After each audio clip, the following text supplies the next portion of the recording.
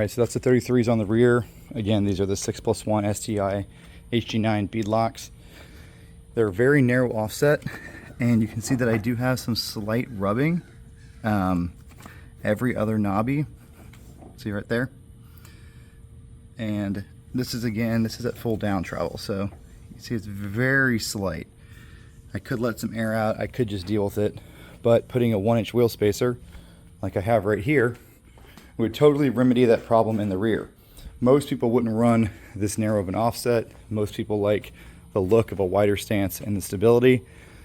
Personally, I like to keep the tire under the fender to keep me clean. So let's see what this side looks like.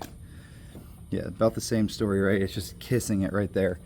Now, what you gotta understand is that once the weight of the vehicle is on the suspension is going to come up and out a little bit, and that also will probably be enough to clear it.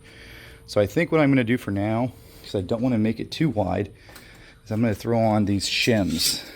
These are 4 or 5 millimeter shims for this Can-Am lug pattern I had off a different machine. And this should give me just enough clearance to not rub on that suspension bar.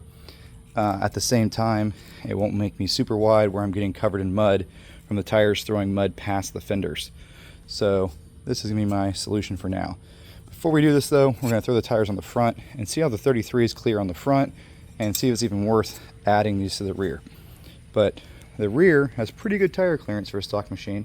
As I suspected, those big sway bar or floorboard supports are kind of in the way, and they're welded to the frame, so I can't just remove them. And I really don't want to hammer them because, again, they're part of the frame. So I think the solution here would be to move the tire out a little bit, because that bar runs at an angle, so the farther you move the tire out, the more clearance you get. All right, so here's the 33s on the front. With the steering wheel straight, you can see that there's plenty of clearance all the way around. Now this again is at full down travel, so I can spin the tire. This thing doesn't have that much sag, but it's going to sag when I set it down, and that means the tire will come closer to the bumper and the fender. But we know this thing has about 10 inches of travel, and 10 inches up from right here may get the tire into this plastic and bumper area, so we'll have to keep an eye out for that when we're riding it and hitting bumps pretty hard. But let's go ahead and steer it, and we'll see what's what. I'm sure it's going to rub. Yeah, so you can steer pretty good. When you get to about there, you start rubbing this plastic. Unfortunately, the frame rail is right behind that plastic too. So it's not like we can simply trim that plastic off.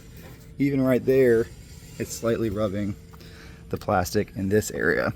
But this area is not a big deal. There's nothing behind there, so we're free to heat this up with the heat gun and kind of mold it to get a little more tire clearance, if you will, like I do with a lot of other machines.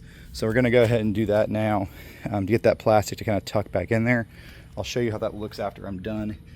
Here's how it looks now. But again, plenty of room to do that there. Nothing back there to worry about immediately. Let's check out this side.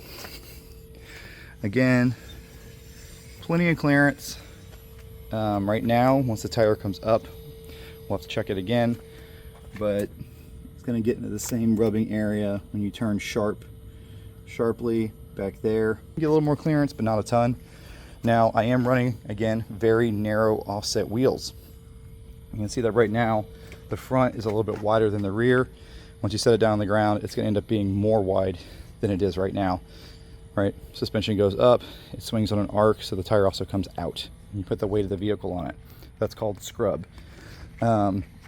So I think that offset is probably ideal for the front. If you had more offset than that, you'd be swinging and hitting this bracket here and trimming this plastic quite a lot.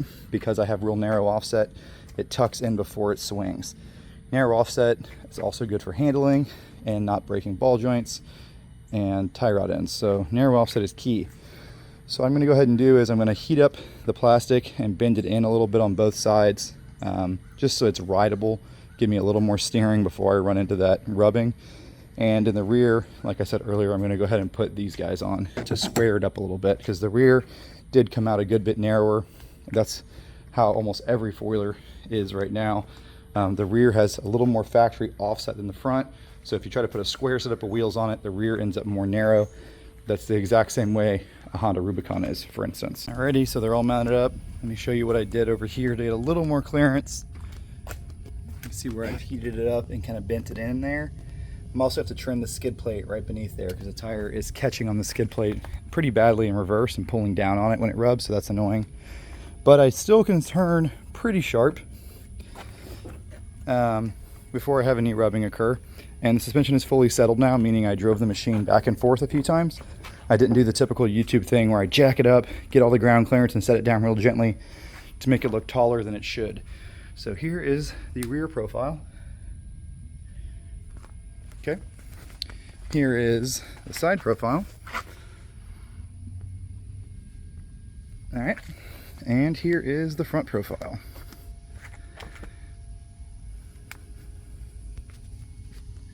Pretty serious amount of ground clearance, very good tire clearance for a factory machine.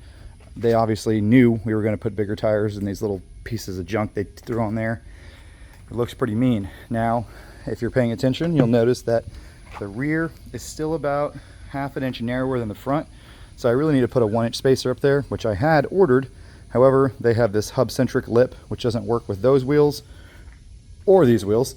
So these are about useless unless I want to go in and cut that lip off, which would require removing the studs and a lot of work. So we'll see if I do that. Probably not. Probably just going to order the right stuff. But I do have those 1/4-inch spacers I mentioned earlier on here. You can see them right there.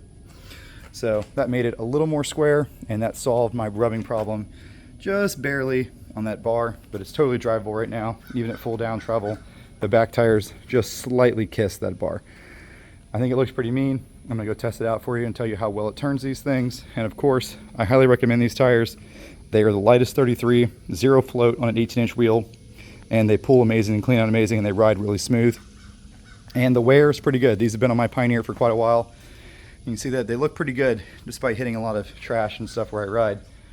Poor Pioneer has got no legs. But these tires, check the front of my video for a promo code to get 5% off your order, and they ship really quick. Right now all the sizes are in stock.